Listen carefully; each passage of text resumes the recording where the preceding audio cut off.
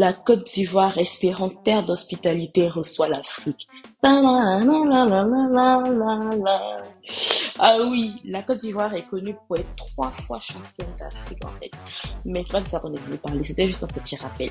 C'est un pays d'une richesse culturelle infinie avec des paysages de dingue et des talents à couper le souffle et surtout une industrie cinématographique qui ne cesse de grandir. Et il y a d'ailleurs un événement qui célèbre cette industrie une fois par année. Les Oscars, non. Cannes, non. J'ai nommé la Lisa, nuit ivoirienne du 7e art. Je suis à la Nissa 2024. Trop bien, trop bien, trop bien. Je vous embarque avec moi dans l'aventure Nissa 2024. Il n'y a que de très belles personnes, toutes sapées, très bien habillées, tout est bien chic, chic, choc, choc. En tout cas, je vous embarque avec moi, ça va être trop bien.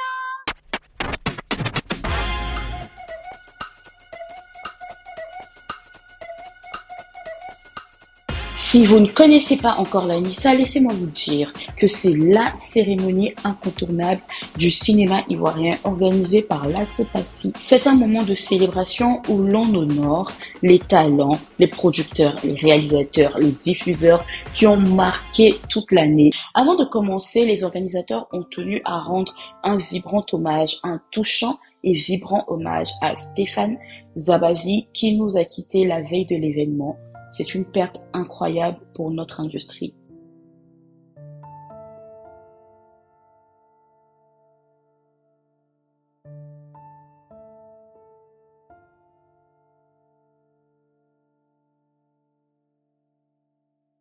Cette année, pour le 5e anniversaire, on a eu du beau monde.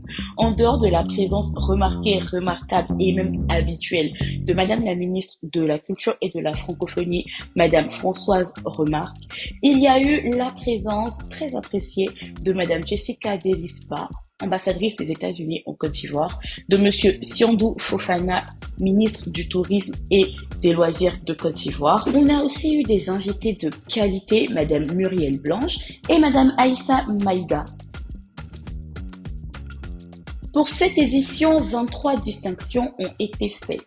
Rappelons d'abord que la Nissa récompense plusieurs catégories, notamment le meilleur court-métrage fiction, le meilleur court-métrage documentaire, le meilleur long-métrage fiction, le meilleur long-métrage documentaire, la meilleure émission télé, la meilleure interprétation masculine, la meilleure interprétation féminine, et j'en passe. Et cette année, la TV d'Orange a pris en charge 3 récompenses. La meilleure interprétation féminine, la meilleure interprétation masculine et une innovation, le meilleur votant. C'est vraiment la première fois que j'entends ça. C'est-à-dire qu'on vous invite à voter et puis on récompense la personne qui a le plus voté. Le gars, il a gagné un billet d'avion Abidjan-Paris-Abidjan en fait. À la fin des distinctions, il faut noter que certains de nos cinéastes se sont particulièrement illustrés cette année.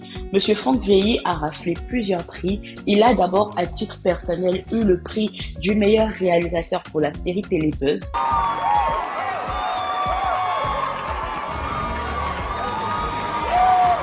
Et la même production a eu le prix de la meilleure série télé de l'année. Il y a eu aussi 2 acteurs qui se sont illustrés dans la série Buzz, Monsieur Serge Abessolo pour la meilleure interprétation internationale et Monsieur Fortuné Atakpo pour la meilleure interprétation senior. Il y a aussi Monsieur Alex Ogou, omniprésent dans notre industrie, qui a réalisé des séries ayant eu plusieurs distinctions. On a ainsi le prix de la meilleure interprétation masculine décerné à Axel Trésor Balou pour son rôle dans Charles Ormel, vous allez détester m'aimer. Et le prix du meilleur montage et de la meilleure direction photo, série télé est revenu à Niabla. Par ailleurs, Live TV s'est illustré comme un diffuseur particulièrement prolifique avec plusieurs de ses productions sous le feu des projecteurs. Par exemple, la meilleure émission télé-divertissement a été obtenue par William D. Tout le monde était content, la salle était en ébullition, c'est vraiment mérité.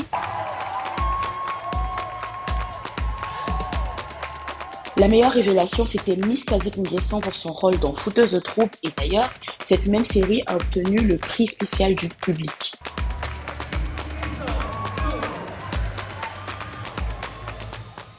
Et bien entendu, le Grand Prix, le Saint Graal, le Nissa d'or a brillé sur le podium.